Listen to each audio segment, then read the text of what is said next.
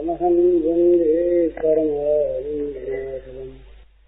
श्रीमन्मदनगोपालं बृन्दारण्यपुरन्दरम् श्रीगोविन्दं प्रपद्येऽहं दीनानुग्रहकारकम्।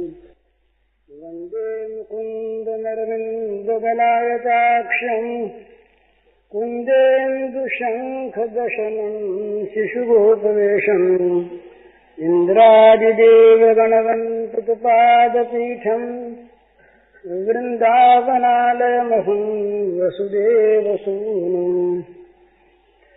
नवजरधरवरणं चम्पकोद्भासिकरणं विकसितनलिनहास्यं विस्फुरन्मन्दहास्यम्।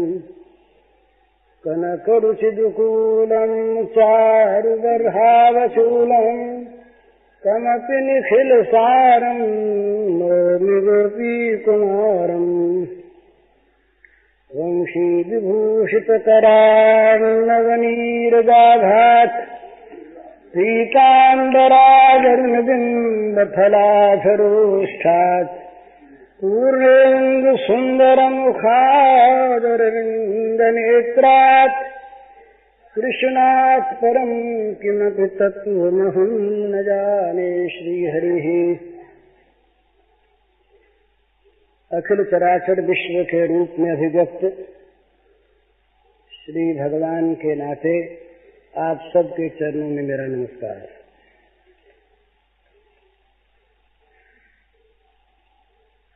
बहुत लोग, बड़े बड़े लोग छिपकर बोला करते हैं, छिपकर बोला करते हैं। ये भगवान के अवतार भी छिप छिप कर बोले। जहाँ किसी दैत्य को, असुर को मारने की लीला है वहाँ तो छिपते कैसे बिचारे। पर भगवान राम जब बन के आए मर्यादा पुरुषोत्तम तो बड़े छिप छिप कर रहे, कहीं कहीं प्रकट हो गया। अभी हमने 2 चित्र देखे तो स्वामी जी ने कहा कि देखो भाई ये राम जो है ये तो कुछ संकोची से मालूम होते हैं चेहरा, और ये श्याम जो है ये मानो बेधड़क से बैठे हैं, ऐसे बिना संकोच देख रहे हैं। तो ये भगवान श्याम सुंदर जो हुए ना, ये राम में और श्याम में कोई अंतर नहीं। जो राम है वही श्याम है, जो श्याम है वही राम है, और न इनके और रूपों में कोई अंतर है। पर वो लीला विलास का भेद तो है ही। तो जैसे अपने आप को खुल करके इन्होंने कहा, बहुत जगह कहा, और ऐसा कहा कि दूसरे आदमी कहने में सकुचाते हैं। और ये तो जानते ही थे कि भगवान अंतर्यामी हैं, सर्वज्ञ हैं, त्रिकालज्ञ हैं, कोई बात छिपी तो है नहीं कि गीता का सर्वत्र प्रचार होगा। ये तो जानते थे कि नहीं जानते थे? जानते थे ही। अब अर्जुन के सामने छिपा छिपी होकर के बात कही बहुत। अभी स्वामी जी कह रहे थे ना गोफनी, पर जानते थे कि लोग तो जानेंगे ही, पर इनको जानने की परवाह नहीं, बेशर्म आदमी है। अपने मुंह अपनी तारीफ, और इतनी बड़ी तारीफ कि सारे धर्मों की अवहेलना करने की आज्ञा। ये महाराज ये इसीलिए टीकाकार लोग बहुत डरते हैं, और उनका डरना सच्चा है कि लोग धर्म तो छोड़ देंगे और शरणागति उनकी होगी नहीं तो दोनों तरफ से मारे जाएंगे। तो वो टीकाकार ठीक कहते हैं, और वो अर्थ भी स्वारस्य युक्त है कि भाई धर्मों के त्याग की बात नहीं, धर्म के आश्रय के त्याग की बात है, एक आश्रय ग्रहण के बाद। पर यहाँ शब्दों में कोई गड़बड़ी नहीं है। एक धर्म एक व्रत नियमा, काय वचन मन पति पद प्रेमा। ठीक इसी भाव से वो कहते हैं खुला खुला महाराज कि सब धर्मों को छोड़ दो। परित्यज्य सर्वधर्मान, कहीं इसके अर्थ में गड़बड़ी हो तो बताइए। सब धर्मों को छोड़कर धर्मों के रहते शरणागति होती नहीं। सब धर्मों को छोड़कर माम एकम शरणम व्रज, मेरे एक के शरण हो जाओ, एक, 2 नहीं। कहीं पाप वाप का भय मन में तो रखना नहीं, ये पाप का भय भी एक आश्रय ही है और क्या है। तो इसको मैं धो डालूंगा। तो ये बात कहाँ कही कि पहले ऐसी बात कह चुके जो कहने वाले को शर्मिंदा करने वाली। भला भला आदमी कोई कैसे कहे, 10 आदमियों में भी नहीं कह सकता, और अकेले में भी कहते बहुत से कुछ आता है कि ऐसी बात कहें और कल कोई विद्रोही हो जाए तो हमारा भंडा फोड़ देगा। मन मनाथ मद भक्तो मदियाजी माम नमस्कुरु, कोई बात बाकी रखी क्या? मन मुझे दे दो, सब दे दिया। बोले मन तो दे दिया पर तन सेवा। भजन का अर्थ है सेवा, भक्ति का अर्थ है सेवा। सर्वात्म समर्पण पूर्वक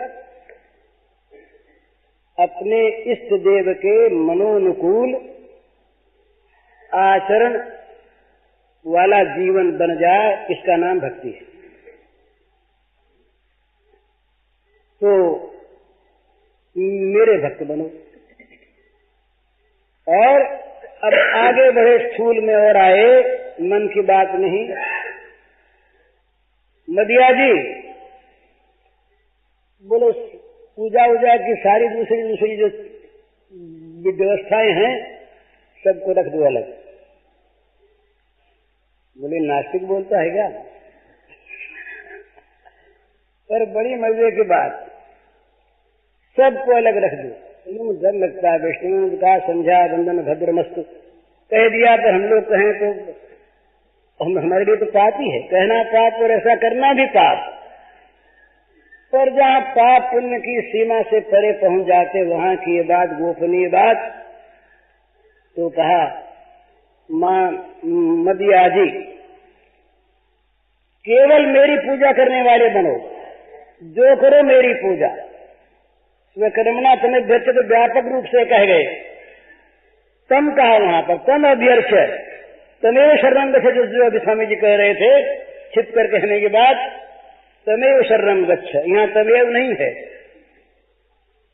यहाँ वो उस दूसरे की किसी की पूजा नहीं। स्वकर्मणा तम अभ्यर्च व्यापक बात है ना, तम जो सर्वव्यापक है उसकी। ये तो सर्व क्या है वो, ये सर्वदम प्रथम, जिससे सब निकले, जो सब में व्याप्त, उस व्यापक भगवान की पूजा कर उसकी। यहाँ वो जो उसका वाचक था इसमें आ गया, बोले उसकी भी पूजा छोड़ दो। साफ बात है महाराज। मदिया जी मेरी पूजा करो, मेरी पूजा करने वाले बनो। और हाथ जोड़ना हो, नमस्कार करना हो, दंडवत करना हो तो मुझे ही करो। लोग कहेंगे कितनी ईर्ष्या। एक हिंदी के लेखक हैं, नाम उनका नहीं लेता, बड़े प्रसिद्ध थे वो पहले। उन्होंने एक लेख लिखा इन्हीं श्लोकों पर, और ये बताया कि ये जो श्री कृष्ण हैं ये बड़े कूटनीतिज्ञ रहे, जिनको अंग्रेजी में डिप्लोमेट कहते हैं। कूटनीतिज्ञ रहे, बड़े चालाक। तो इन्होंने गीता के रूप में बेचारे अर्जुन को मोह लिया, हिप्नोटाइज कर लिया, और हिप्नोटाइज करके मोह करके, और अंत में सब जब वो देखा कि अब ये बिल्कुल हमारे बस में हो गया, तब अपनी बात कह दी स्वार्थ की कि मेरी पूजा कर और मुझे हाथ जोड़ और मैं कहूं सो कर, और मेरा भक्त बन जा और मन मुझे दे दे। तो उस बेचारे से कहलवा लिया आखिर कि तुम जो कहोगे सो करूंगा। और इसका था, इसके मन में थी बड़ी बुरी अभिसंधि। ये देखता था कि ये हमारे यादवों के समान कोई वीर न बना रहे। तो ये गूढ़ नीति इसकी, तो देखा कि ये जब लड़ेंगे आपस में पूर्व पांडव तो तमाम राजा आ जाएंगे, सब मर खप जाएंगे, हम ही बड़े रह जाएंगे। इस दुर्भिसंधि से कृष्ण ने ये सब जाल रचा।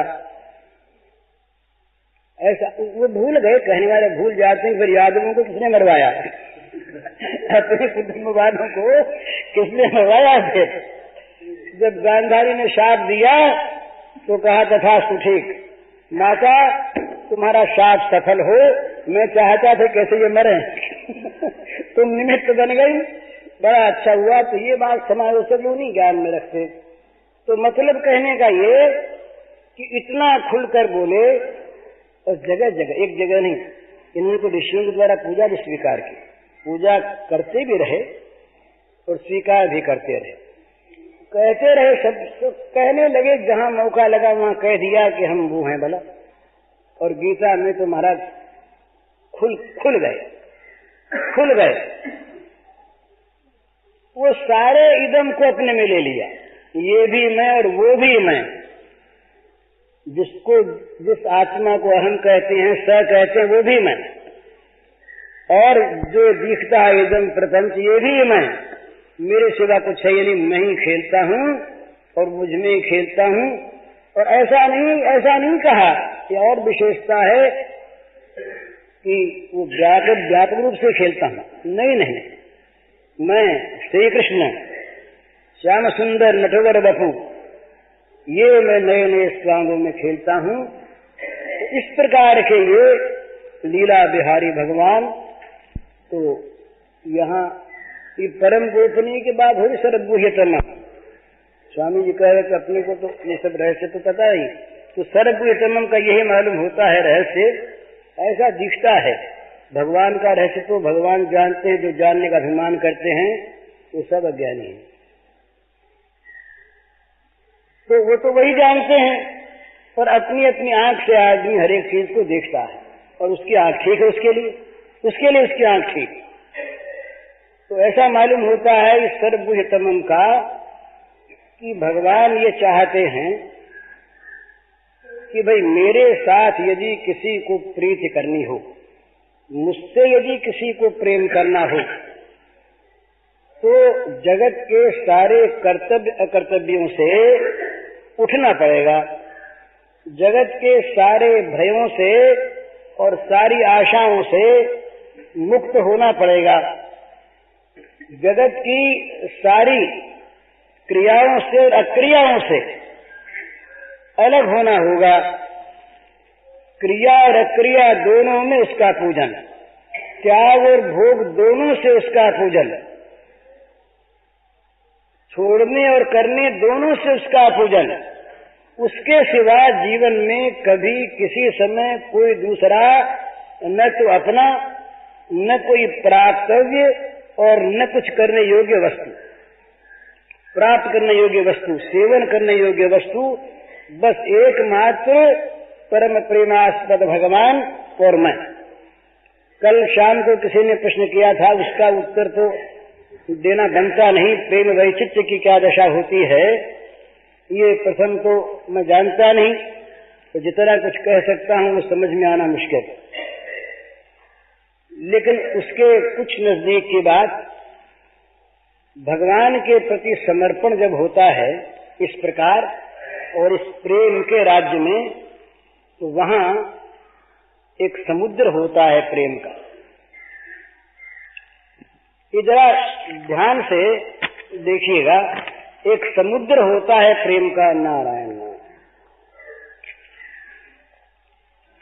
वो समुद्र जहां उसका तल है वहां तो वो सर्वथा प्रशांत है, तल में सर्वथा प्रशांत है, वहां पर न विक्षोभ है, न तरंग है, न लहरियां हैं।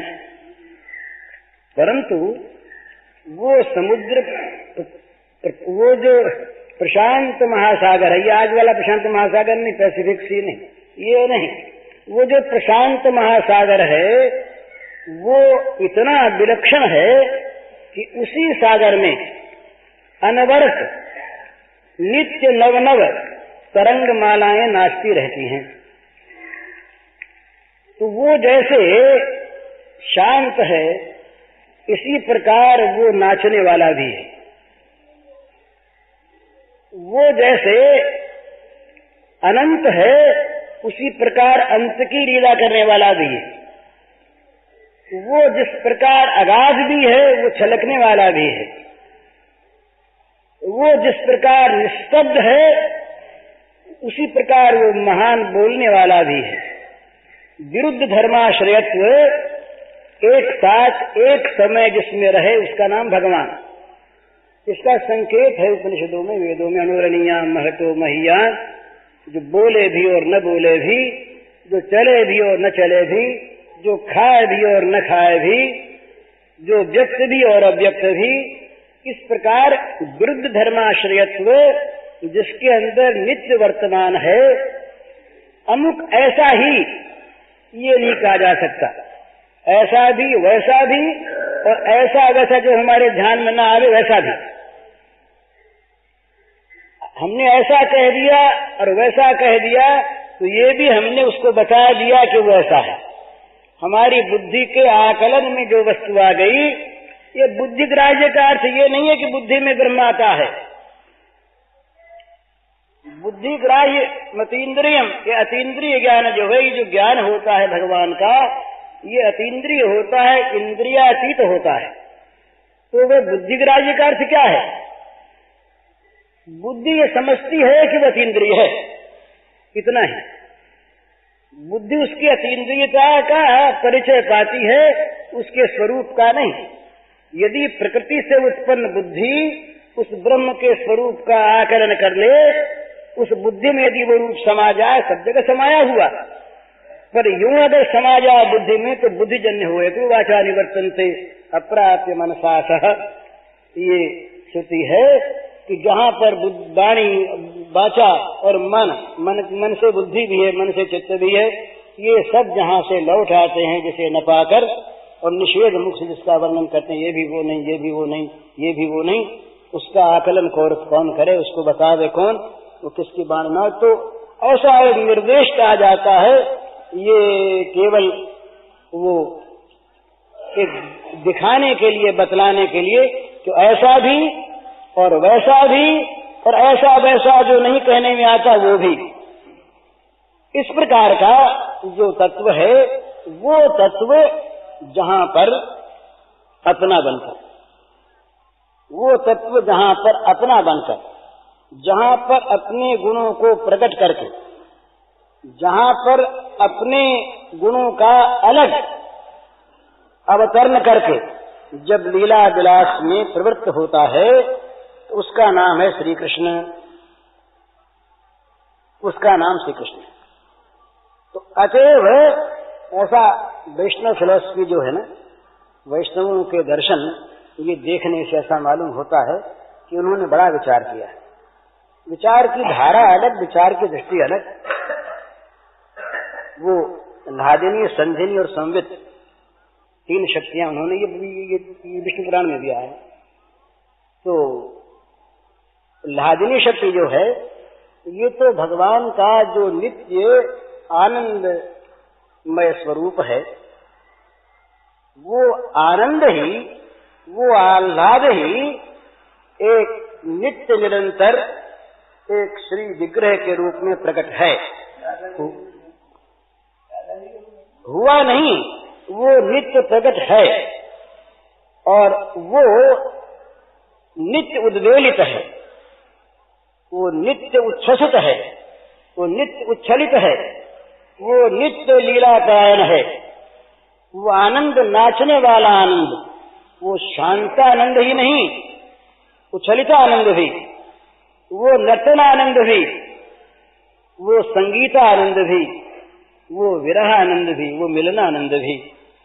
इस प्रकार एक वो आनंद आह्लाद जहाँ प्रकट है, उस प्रकट आह्लाद के श्री विग्रह का नाम है राधा। तीसरा, ये जो लीला धाम है, लीला परिकर है, ये सब के सब जो संवित शक्ति है भगवान की, उसके द्वारा उचित शक्ति, चित शक्ति, उसके द्वारा इन सब का प्रादुर्भाव होता है। और जो सत शक्ति है, वो शक्ति लीला के रूप में आकर के प्रकट होती है। लीला परिकर और लीला स्थान, लीला परिकर और लीला का जो प्रधान पात्र है तो श्री गोपांगनाएं क्या हैं? ये श्री गोपांगनाएं जो हैं ये श्री राधा की काय व्यूह रूपा है। राधा श्री कृष्ण का अभिन्न स्वरूप आनंदांश, और राधा के शरीर से, राधा के श्री विग्रह से जिनका प्राकट्य हुआ वे सब के सब श्री गोपांगनाएं, वे सब राधा की काय व्यूह रूपा। ये जो महान नित्य निरंतर लीलाधाम में प्रकट जो महारास है, महालीला विलास है, इसमें ये काय व्यूह रूपा श्री गोपांगनाओं का नित्य स्थान है। इनमें नए नए साधन सिद्ध महात्मा लोग श्री गोपांगनाओं का स्वरूप प्राप्त करके सम्मिलित होते रहते हैं। जो इस मार्ग के अन्वेषक हैं, अनुसंधान करता हैं, साधक हैं, अपनाने वाले हैं, वे साधन सिद्धा गोपियों के रूप में होकर के नित्य सिद्ध हो जाते हैं, नित्य पार्षदत्व को प्राप्त हो जाते हैं। तो इनके मूल में राधा। ये शंका समाधान का विषय नहीं है, और कोई मुझसे शंका करेंगे तो मैं कह दूंगा हार गया, झूठ बोल गया। मुझे झूठ बोलने में जरा भी संकोच नहीं, बहुत झूठ बोलता हूं, सच। तो इसलिए जरा भी कोई अपने लिए कोई बात नहीं, तो हाँ, शंका समाधान की कोई बात नहीं। जो सुनना चाहे वो सुने, न सुनना चाहे न सुने, और सुन करके मिथ्या माने, अवश्य मिथ्या माने, कोई आपत्ति नहीं, मनवाने की आवश्यकता नहीं। तो ये मैं कह यह रहा, तो कह मैं ये रहा था कि ये जो लीला विलास है, सच्चिदानंद का लीला विलास, इस लीला विलास में जो प्रधान नायिका हैं वो है श्री राधा जी। अब उन राधा जी में जहां जहां पर जिस जिस रस का उन्मेष है, होना आवश्यक है, वो सब होता है। उसके 8 रूप माने। पहला रूप है व्यापक, उसका नाम है प्रेम। प्रेम का अगला स्तर है, उसका नाम, ये सब पारिभाषिक नाम है इनके, बहुत बड़े बड़े इनके व्याख्यान हैं, इनके स्वरूप का निर्णय है। फिर होता स्नेह। ये स्नेह नहीं, हम जिसको स्नेह कहते हैं प्रचलित भाषा में, जो गुरुजनों का और अपने छोटों के प्रति होता है स्नेह, वो नहीं। ये प्रेम का एक परिष्कृत रूप होता है स्नेह। स्नेह के बाद तीसरा रूप होता है मान। इस मान का नाम सुन के डर जाते हैं लोग, मान। मान के बाद चौथा रूप होता है प्रणय। प्रणय के बाद 5वां रूप होता है राग। 6ठा रूप होता है अनुराग। 7वां रूप होता है भाव, और 8वां रूप होता है महाभाव। ये भाव और महाभाव दोनों प्राय एक ही हैं, परंतु भाव का जहाँ पूर्ण विकास है, गोपी से जहाँ राधा भाव की परिणति है, वहाँ भाव है। उस भाव में फिर 2 चीज और प्रकट होती है, जिनका उस प्रेम शास्त्र के अनुसार उनके नाम है मादन और मोहन। तो राधा का मादनाक्ष भाव और राधा का मोहनाक्ष भाव, इसकी फिर बड़ी लंबी चौड़ी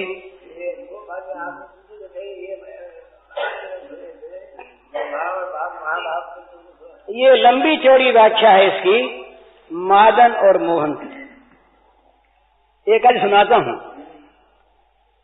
मादनाक्ष भाव में जब अपने में दैन्य का अनुभव होता है, बड़ा एक घटना, श्री कृष्ण चले गए मथुरा, गए, जाने के बाद क्या होता है इनके भावों में कि ये समझती हैं कि अब कुछ रहा नहीं, श्री कृष्ण अब मिलने के नहीं। तो भाव आता है कि अब तो जहां मैं देखती हूं अंधेरा रह गया, मुझे जीना नहीं है, जी नहीं सकती, पर एक अवलंबन मिल गया। क्या मिल गया कि वो श्री कृष्ण का कृष्णपना नहीं, काला रूप नहीं, जहां तम है, जहां अंधकार चारों तरफ दिखता है, ये अंधियारी जो एक है, अंधियारी, ये एक बार ऐसा हुआ कि एक जगह श्री कृष्ण की छाया पड़ी। उस छाया में जो कालिमा थी, उस कालिमा वो ये पूर्व रात के समय के बाद तो श्री कृष्ण तक तो पहुंच नहीं सकी राधा जी, कई तरह के विघ्न थे। तो वो जो छाया की कालिमा थी, छाया थी, उस छाया में जाकर के श्री कृष्ण का अनुभव कर लिया उसने। ये जो काली छाया है, इस काली छाया में उन्होंने कृष्ण का अनुभव कर लिया। अब कहती कि छाया तो होती तो पड़ती, और मेरे इस वियोग की ज्वाला से ये सूर्य भी जल गए और चंद्रमा भी जल गए, वो दोनों रहे नहीं। तो छाया जिन सूर्य चंद्रमा से पड़ती है वो चीज रही नहीं, तो रह गया क्या? अंधकार रह गया, अंधियारी रह गई। ये अंधियारी चूंकि कृष्ण को याद दिलाने वाली अंधेरा काला, तो ये मेरे जीवन का आधार रह गया, तो इसी को लेकर मैं जीऊं। उसके बाद जब दैन्य और फूटता है, बड़ी बढ़िया बात है। वो कहती है कि हे भगवान, भगवान से प्रार्थना करती है, भगवान से। श्री कृष्ण तो भगवान नहीं है, ये तो परम श्रेष्ठ हैं। प्रार्थना करती है कि हे नारायण, हे भगवान, मेरी मनोकामना आप पूर्ण करें। जिस ओर मैं जाना चाहती हूं उससे विरुद्ध मेरा एक पैर भी न टिके। तो किस ओर जाना चाहती है ये स्वयं बताती हैं। तो कहती हैं कि मेरा तापमान बढ़ता चला जा रहा है, शरीर की, मन की गर्मी जलाने वाली उत्तप्तता, शरीर का, मन का तापमान इतना बढ़ता जा रहा है कि वो पास आने वाले को भी जला देगा। तो श्री कृष्ण जिस दूर देश में हैं, हे भगवान, मुझे उनसे वृद्ध देश में ले चलो। श्री कृष्ण के समीप में मैं पहुंचूं, कभी मुझे दूर दूर ले चलो, और दूर ले चलो।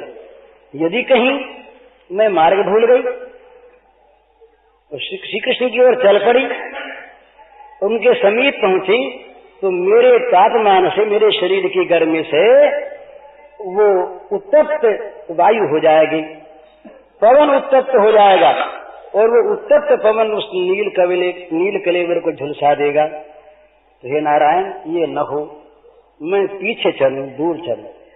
पहले जब मैं ये मैंने कहा था कि वो ऐसी प्रार्थना करती है कि जिस मार्ग में मैं जाना चाहती हूं उससे विपरीत न जाऊं, तो लोगों ने ये समझा होगा कि भगवान को जाना चाहती है, दूसरी बात समझ नहीं सकते। पर ये मादनाथ दैन्य का भाव है, वहां वो कहती है कि मैं दूर जाऊं, जिससे मेरे उत्तप्त अंगों की जो स्पर्श पाकर जो गर्म वायु है, अति उत्तप्त वायु, वो प्राणनाश के नील कलेवर का स्पर्श न कर सके और वो सुख से रहे। दूसरी उद्भावना करती है, वो कहती है कि मैं जब चलती थी तो मेरे पीछे पीछे भ्रमरों का दल चलता था, गुनगुनाता हुआ, गुंजार करता हुआ। तो मुझे लगता है कि ये भौरे सब क्यों उड़ रहे हैं, ये भौरे सब क्यों चल रहे हैं। तो पीछे मैंने एक दिन मुड़ के देखा श्याम सुंदर मेरे पीछे पीछे चल रहे हैं। अब श्याम सुंदर का जो शरीर है वो दिव्य गंध युक्त है, सौरभित है, दिव्य कमल गंध है।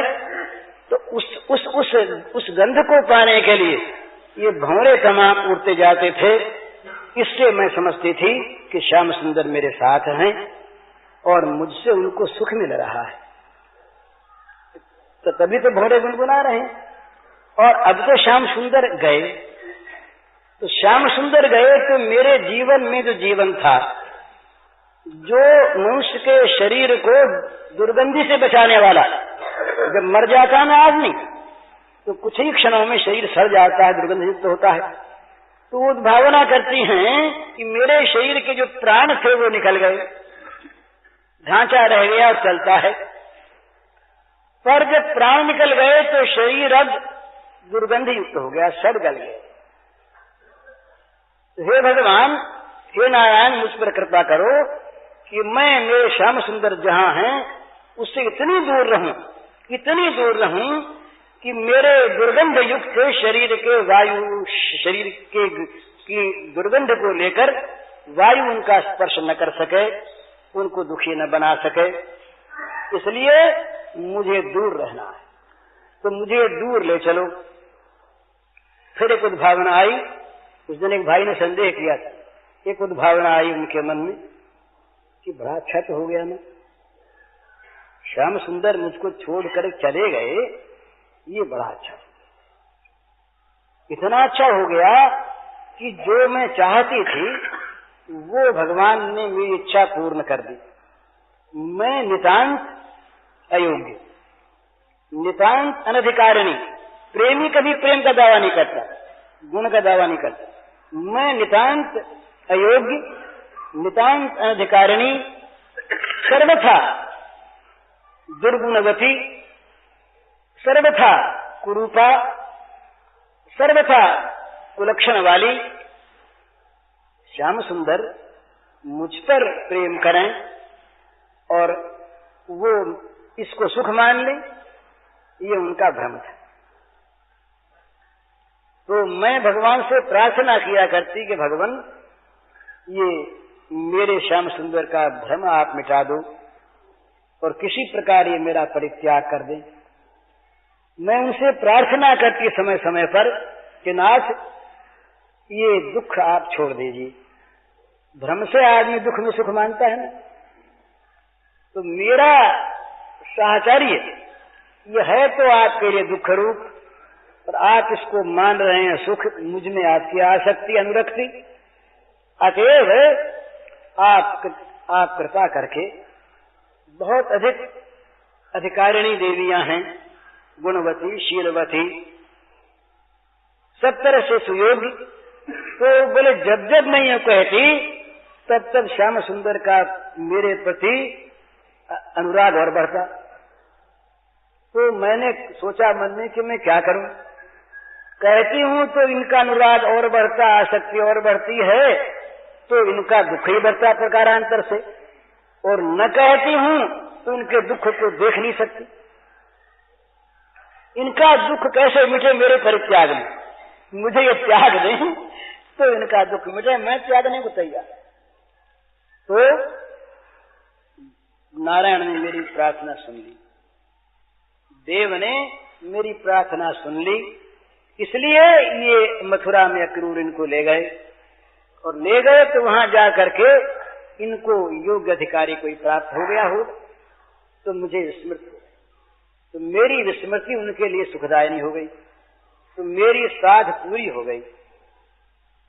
अब आप सोचिए थोड़ी सी बात कि क्या कोई भाव की बात अपने किसी प्रिय के लिए कितना त्याग करता है, क्या कल्पना भी करता है क्या? हैं? कल्पना भी, हम तो, हमारी तो ये दशा महाराज है कि जरा सा हमारे मन के अनुकूल अगर भगवान न करें तो हम भगवान पर नाराज हो जाते हैं। हम भगवान को भजते इसीलिए हैं, अधिकांश जो भजने वाले लोग, कि भगवान हमारी अनुकूलता उत्पन्न करते रहें, स्वयं भी और पदार्थों के द्वारा भी हमारी इच्छाओं को भगवान पूर्ण करते रहें। इसलिए हम भगवान को भजते हैं। कहीं बदले में दुख दे दें तब तो फिर भगवान की आवश्यकता रहती नहीं। पर पद पद पर हम नित्य निरंतर उपासक लोग, भगवान की भक्ति अपने को करने वाले, हम जो मानते हैं अपने को, ऐसे लोग, विरक्ति अपने में मानने वाले लोग, जहां कहीं भी प्रतिकूलता देखते हैं, जरा सा कहीं मान भंग हो गया और कुछ नहीं सही, किसी ने हमारा आदर नहीं किया।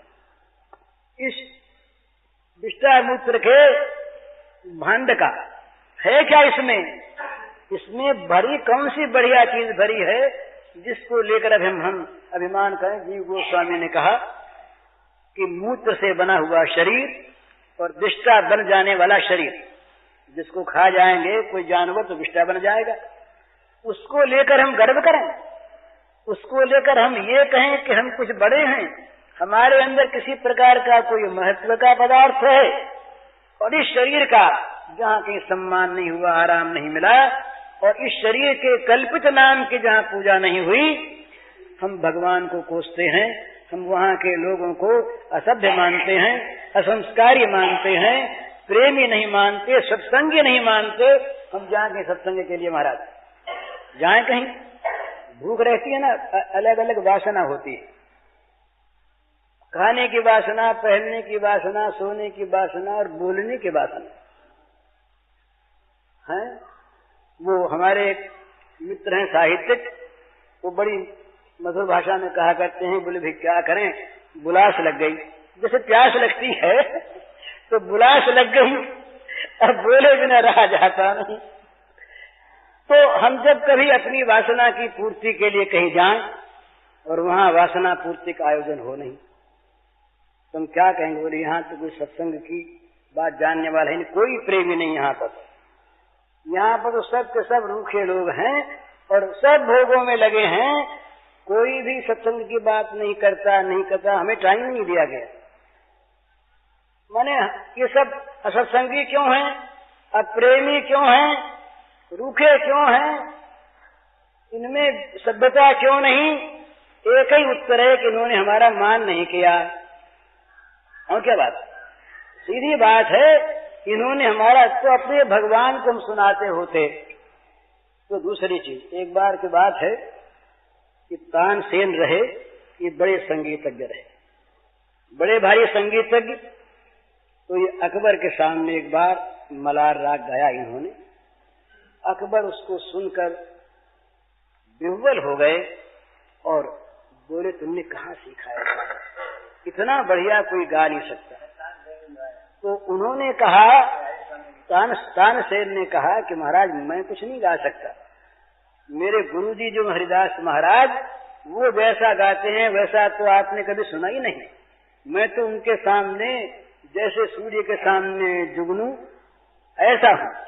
तो बोले उनका सुनाओ, बोले उनका सुनाना हमारे हाथ थोड़ी है, रात का हाथ थोड़ी, आप उनको बुलावा भेजो, आपके दरबार में आ जाए, ऐसे तो वह नहीं, हम क्यों आ जाए। तो बोले क्या करें, हम तुमको सुनना है। तो बोले फिर ये काम करो, थोड़ी देर के लिए बादशाह को भूल जाओ और सादे कपड़े पहन करके साधारण आदमी वास्तव में बन जाओ, हमारे साथ चलो तो कोई मिसल बैठा देंगे, कोई व्यवस्था करेंगे। तो सुनने की इच्छा थी अकबर की, अकबर साथ हुए, जैसा कहा वैसा ही महाराज की कुटिया के पास पहुंचे। तो अकबर से कहा कि इस पेड़ के नीचे बैठ जाओ, अलग समीपी पेड़ था बाहर कुटिया के, यहाँ बैठो और मैं जाके व्यवस्था करता हूँ। गए वहाँ, वो अपना भगवान की प्रेम समाधि में मस्त थे। कुछ देर के बाद उनकी प्रेम समाधि टूटी। बोले तानसेन अच्छे हो, कैसे आ गए? तो बोले महाराज ऐसे आ गया, उस दिन जो आपने सुनाया था ना वो मुझे ठीक याद नहीं रहा, मैं फिर सुनना चाहता हूँ। तो बोले सुनो, लाओ एक तारा, लिया एक तारा, लगे सुनाने। अब अकबर तो मूर्छित हो गए, अकबर मूर्छित हो गए सुन करके। उनको तो जो चीज आज मिली श्रवण करने को, वो कभी जीवन भर में बड़े बड़े गवैये आए, बड़े बड़े संगीतज्ञ, कलाविद, अच्छे कंठ वाले आए, पर उनको ऐसा सुख नहीं मिला आज। तो जब ये बाहर आए, अकबर को चेत हुआ, अकबर से बात हुई, तो अकबर ने कहा कि तानसेन तुम बड़े गवैये हो, तुम ऐसा नहीं गाते, क्या बात? तो बोले महाराज बात ये है कि वो सुनाते हैं भगवान को, मैं सुनाता हूँ आपको, मैं सुनाता हूँ आपको, वो सुनाते हैं भगवान को, यही अड़चन है। तो महाराज ये बुलास और चीज है और भगवान का गुणगान और चीज है। वो तुलसीदास ने इतना बड़ा ग्रंथ रचा, पर भूमिका में कहते हैं स्वांत सुखाय तुलसी रघुनाथ गाथा, भाषा निबंध मत मंजुल मा करोति स्वांत सुखाय। स्वांत इसके द्वारा इस बहते हुए अमृत से तो कोई लाभ उठा ले, कोई नहा ले, पर मेरा ग्रंथ ऐसा हो जिससे जगत का उपकार हो, भला हो। इस प्रकार की किसी वासना को प्रेमी संत नहीं रखते। उनका संबंध तो रहता अपने भगवान से। वो अपने भगवान के सामने कभी रोते हैं, कभी गाते हैं, कभी उनकी तारीफ करते हैं, कभी चरित्र गाते हैं। अब इस पिंजरे में बैठे पक्षी के गान को कहीं उड़ता हुआ पक्षी कोई सुन ले, कोई याद कर ले, वो अलग चीज है। पर ये तो अपने पिंजर में आबद्ध है, अपने भगवान को लिए हुए, उसी को सुनाता है। लेकिन ये जहाँ पर वासना हमारे मन में है, वहां पर हमारा जरा सा भी अनुकूल पन नहीं दिखता, मान नहीं मिलता। तुम भले लोगों को भी कह देते हैं कि बुरे लोग हैं, असंस्कारी हैं, असभ्य हैं, हमारा इन्होंने मान नहीं किया, हमारी बात सुनी नहीं, तो ठीक ही है। जो सुनाने जाए और उसके न सुनी जाए दुख हो ही, इसमें कोई उनका अपराध नहीं है। सुनाने जाए न सुनी जाए तो दुख होगा ही। पर ये प्रेमी भक्त जो हैं, ये दुनिया को सुनाने नहीं जाते। ये सर्वधर्मान प्रत्यय यही है महाराज। तो अर्जुन जो रहा ये दूसरे क्षेत्र में था, तो इसलिए उनके द्वारा जो काम करवाना था भगवान को वो करवाया यंत्रवत। यही मोह का नाश है। इन्होंने कहा कि मोह नाश हो गया। ये मान रहा था कि मैं ये करूं, मैं न करूं, यही तो मोह था। और मोह क्या था? उसको स्मृति आ गई, अरे मैं तो इनके हाथ का यंत्र है। ये स्मृति, ये यंत्री मैं यंत्र, ये कराने वाले मैं करने वाला, मैं ये कहने वाला कौन नहीं उससे, ये कहने वाला कौन मैं, नहीं लड़ूंगा, ये कौन मैं कहने वाला। कभी कठपुतली कहती है कि मुझे सीधा नचाओ, टेढ़ा न नचाओ, मुझे सुलाओ मत, खड़ी रखो, वो कभी कहती है क्या? वो तो अपने आप वो सूत्रधार के सूत्र के इशारे पर वो नाचती है बिना किंतु परंतु किए। तो ये स्मृति अर्जुन को आ गई कि मैं तो आया तो इस काम के लिए यंत्र बनकर, और बनने लगा यंत्री आपके समकक्ष। अच्छा बात कही महाराज, बड़ी सुंदर। ये अर्जुन की जो स्वीकृति है, इस स्वीकृति में शरणागति का मर्म है। संक्षेप में मोह नाश हो गया। ये मोह नाश हो गया कि मैं कुछ करता कराता हूं, करने कराने वाला हूं, करूंगा कराऊंगा। ये जो था मेरा मोह, मैंने अपने को स्वतंत्र मान लिया। ये शरणागति जो है ना, ये परतंत्रता का साधन है। भला भगवान के परतंत्र हो जाना ये पारतंत्र का साधन है, ये स्वतंत्र नहीं। ये भगवान की परतंत्रता को स्वीकार कर लेना, ये शरणागति है। शरणागत स्वतंत्र नहीं होता कभी। अगर स्वतंत्र है, स्वतंत्र विचार है, स्वतंत्र कार्य है, स्वतंत्र इच्छा है, इच्छा भी स्वतंत्र नहीं, तो वो शरणागत नहीं, वो कुछ अलग लिए हुए है। उसने समर्पण पूरा नहीं किया, उसके समर्पण में कुछ कमी है। समर्पण करने वाला भी नहीं रहता समर्पण में। वो समर्पक अपने आप उसमें आके बैठ जाता है, तभी वो कह सकता है ता मन मनस्का मत प्राण मदद से चक्त जय कहा। नहीं, मन मनस्का नहीं कह सकता। भक्त कह सकता है कि हमने आप में मन लगा दिया, हमने आपको मन अर्पण कर दिया। पर भक्त कहते, वो भगवान कहते उसका मन है नहीं, मेरा मन उसका मन बन के बैठ गया। ये जो जहाँ भगवान कहते हैं वहाँ पूर्ण समर्पण है। वहाँ अपने आप की अलग स्वतंत्र इच्छा, स्वतंत्र सत्ता, स्वतंत्र मान्यता ये है नहीं। उनकी इच्छा से सत्ता है। मत प्राणा, मदगत प्राणा नहीं है। मन मनस्का मत प्राणा, मत प्राणा है। मत प्राणा का अर्थ है कि भगवान के प्राणों से अनुप्राणित हैं, भगवान के जीवन से उज्जीवित हैं, भगवान के रखने से उनका अस्तित्व है। क्यों रखते हैं? अपने खेल के लिए, अपना काम करने के लिए। ये गोपी भाव है। तो उसमें 6 बार शरणागति में मेरे मोह का नाश हो गया, मेरा जो कर्तृत्व था ये नष्ट हो गया। तो क्या हो गया? याद आ गई बात। क्या याद आ गई? क्या आपके हाथ का यंत्र हूं, ये बात याद आ गई। आपके हाथ का यंत्र हूं, ये बात याद आ गई। मैं कुछ करने कराने वाला नहीं, जो आप कराओ वो करने वाला मैं, इसीलिए मैं आया। और मैंने मोह बस जो कुछ कहा। अब बोले तुमने बड़ा अच्छा किया भाई, इतनी तुमने साधना की, परम साधना कि जिससे तुम्हारे मोह का नाश होगा। समर्था की साधना की? बोले ना ना, तत्प्रसादा शरणागत कहीं साधना अभिमानी करता, वो कहता है कि आपकी कृपा से ये मोह नाश हुआ, आपके प्रसाद से, और मुझे स्मृति आई। तो बोले हमारे प्रसाद को तो समझाना, ये तो तुमने एक काम तो किया ही, हमारी कृपा को माना। बोले नहीं महाराज, मैं नहीं माना, आपने मनवा दिया। कैसे यहाँ पर संबोधन है अच्युत। आप अपने स्वभाव से कभी च्युत नहीं होते, आप सूरज है ना। हम चाहे न चाहें आप गले पकड़कर भला करते हैं, हम चाहे न पीना चाहें आप गला पकड़कर अमृत पिलाते हैं। अच्युत हैं, आपका स्वभाव है। इसलिए यहाँ शरणागति में ये भी अनुभव नहीं, ये भी अनुभूति का अभिमान नहीं कि मैं आपकी कृपा को अपनी बुद्धि से, अपनी साधना से प्राप्त कर सका। जो कृपामय है उनकी कृपा तो सर्वत्र विकीर्ण हो रही है, विस्तीर्ण हो रही है। वो कृपा स्वाभाविक है, वो स्वाभाविक कृपा नहीं। अपनी कृपा से जासु कृपा नहीं कृपा आघाती, अपनी कृपा से उस कृपा ने मेरे मोह का नाश कर दिया। तो क्या हो गया? जो होना था। दो ही चीज होनी चाहिए, भटकना बंद हो जाए, जहाँ पहुँचना चाहिए वहाँ पहुँच करके स्थिर हो जाए चितोष्मी, और गत संदेह, जहाँ तक संदेह रहता है वहाँ तक भटकना बंद होता है। सारे संदेह मिट गए, तो अब क्या करोगे? बस एक ही बात, करिष्ये वचनम तव, पूरी अधीनता।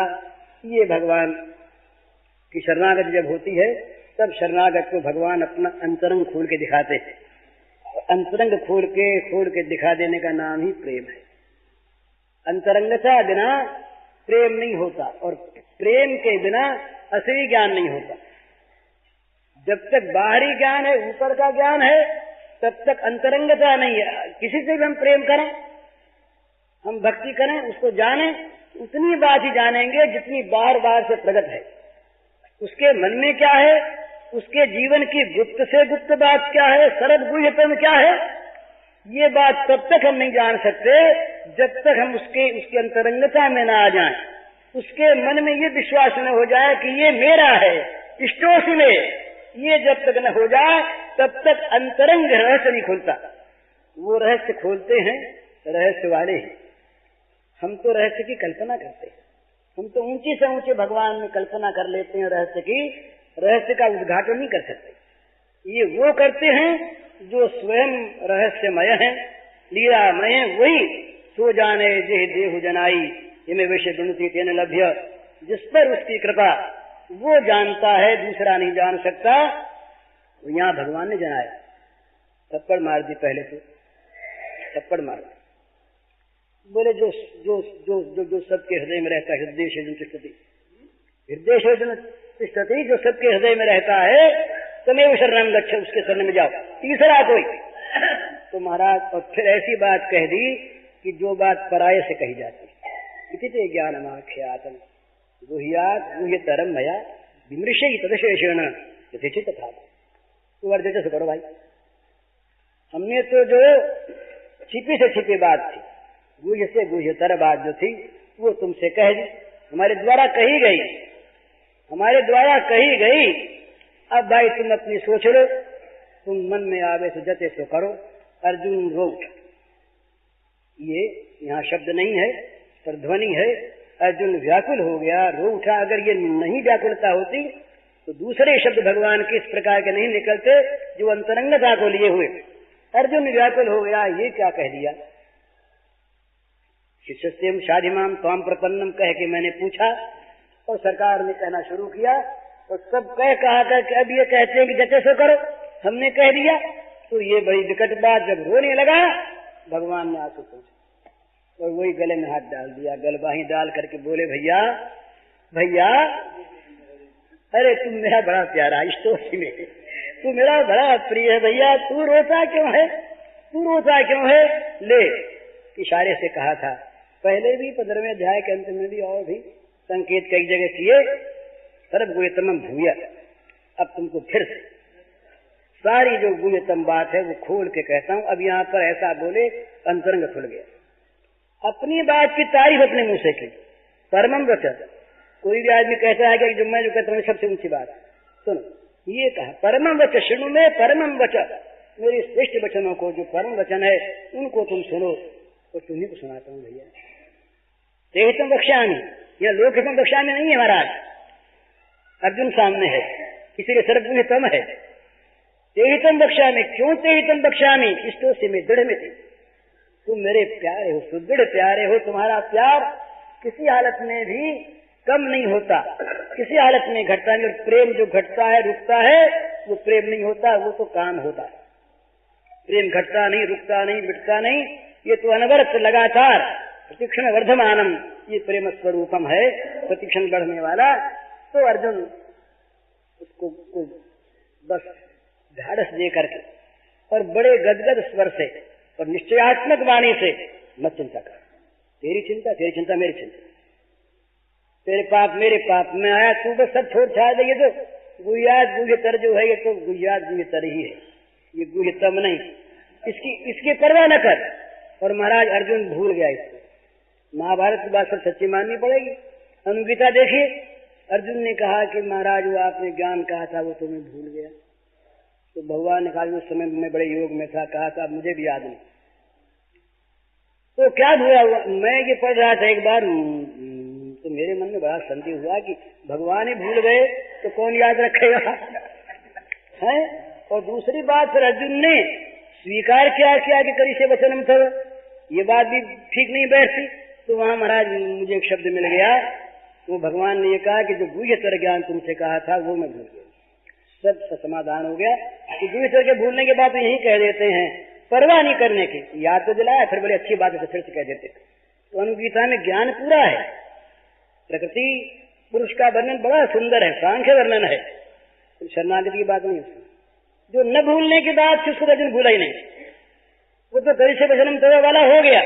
और गुह्यात गुह्यतर जो था उसको भूल जाए तो वो अपने आप याद दिला देंगे। अरे वो बच्चा कहीं अपनी किसी चीज को भूलिया है तो बच्चा भूलिया, माँ याद रखो। अगर माँ को वो चीज बच्चे के पास रखनी है तो माँ का कर्तव्य होता है या माँ का स्नेह ऐसा होता है कि माँ स्वयं उस बच्चे की चीज को संभाले। वो तो नहीं संभालता, वो तो केवल माँ को जानता है। सर्वधर्मान प्रत्येक जगह से यही है, माँ को जानना। जो वो कहे हिलो तो हिलो, वो कहे बैठो तो बैठो। इन्होंने कहा कि हम स्वयं ऐसा कर चुके हैं।